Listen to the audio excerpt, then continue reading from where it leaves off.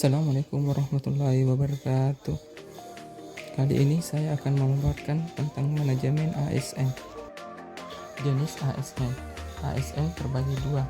Yang pertama, PNS, warga negara yang memenuhi syarat tertentu, diangkat sebagai pegawai ASN secara tetap oleh pejabat pembina kepegawaian untuk menduduki jabatan pemerintah. Yang kedua, PPPK atau P3K, warga negara Indonesia yang memenuhi syarat tertentu yang diangkat berdasarkan perjanjian kerja untuk jangka waktu tertentu dalam rangka melaksanakan tugas pemerintah. Kedudukan ASN. Pegawai ASN berkedudukan sebagai unsur aparatur negara. Pertama, pegawai ASN melaksanakan kebijakan yang ditetapkan oleh pimpinan instansi pemerintah. Kedua, pegawai ASN harus bebas dari pengaruh dan intervensi semua golongan dan partai politik. Fungsi ASN ada tiga. Yang pertama, pelaksana kebijakan publik. ASN melaksanakan kebijakan yang dibuat oleh pejabat pembina kepegawaian sesuai dengan ketentuan peraturan perundang-undangan. Kemudian yang kedua, pelayan publik. ASN memberikan pelayanan publik yang berprofesional dan berkualitas. Kemudian yang ketiga, perekat dan pemersatu bangsa. ASN senantiasa dan taat sepenuhnya kepada Pancasila, Undang-Undang 1945, negara dan pemerintah. Peran ASN. Pegawai ASN berperan sebagai yang pertama perencana, dan yang kedua pelaksana, dan yang ketiga pengawas.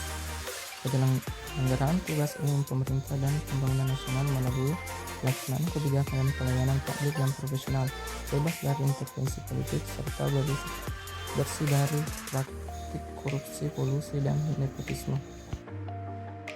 Sistem merit. Apakah itu sistem merit? Kebijakan dan manajemen ASN yang berdasarkan pada kualifikasi, kompetensi, dan kinerja secara adil dan wajar dengan tanpa membedakan latar belakang politik, ras, warna kulit, agama, asal-usul, jenis kelamin, status pernikahan, umur, atau kondisi kesehatan. Tahapan penerapan sistem merit. 1. Roadmap penerapan sistem merit pada masing-masing instansi pemerintah. 2. Pembentukan dan tugas tim penilai mandiri sistem merit pada instansi pemerintah. 3. Penetapan penilaian tingkat penerapan sistem merit pada masing-masing instansi pemerintah. 4. Pelaksanaan rekomendasi hasil penilaian penerapan sistem merit pada masing-masing instansi pemerintah. Yang kelima, pengawasan dan evaluasi dampak penerapan sistem merit yang sudah dilaksanakan pada instansi pemerintah. Manajemen PNS. Manajemen PNS adalah pengelolaan PNS untuk menghasilkan PNS yang profesional, memiliki nilai dasar, memiliki etika profesi, bebas dari intervensi politik, bersih dari KKN. Penyusunan dan penetapan kebutuhan PNS. 1. Kebutuhan PNS. Instansi pemerintah wajib menyusun kebutuhan jumlah dan jenis jabatan PNS berdasarkan analisis jabatan dan analisis beban kerja. 2. Penyusunan kebutuhan. Penyusunan kebutuhan jumlah dan jenis jabatan PNS dilakukan dalam jangka waktu 5 tahun dan diperinci per 1 tahun berdasarkan prioritas kebutuhan. 3. Penetapan formasi. Berdasarkan penyusunan kebutuhan tersebut, Menteri Penyelenggaraan Aparatur Negara dan Reformasi Birokrasi menetapkan kebutuhan jumlah dan jenis jabatan PNS secara nasional. Manajemen PPPK.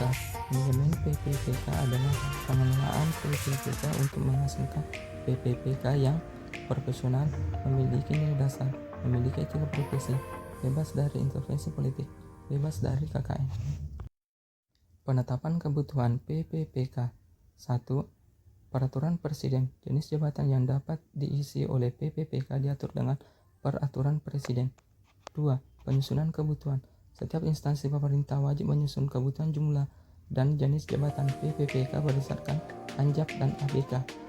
3. Penetapan formasi. Penyusunan kebutuhan jumlah PPPK dilakukan untuk jangka waktu 5 tahun yang diperinci per 1 tahun berdasarkan prioritas kebutuhan. Kebutuhan jumlah dan jenis jabatan PPPK ditetapkan dengan keputusan Menteri. Demikian presentasi dari saya. Terima kasih. Assalamualaikum warahmatullahi wabarakatuh.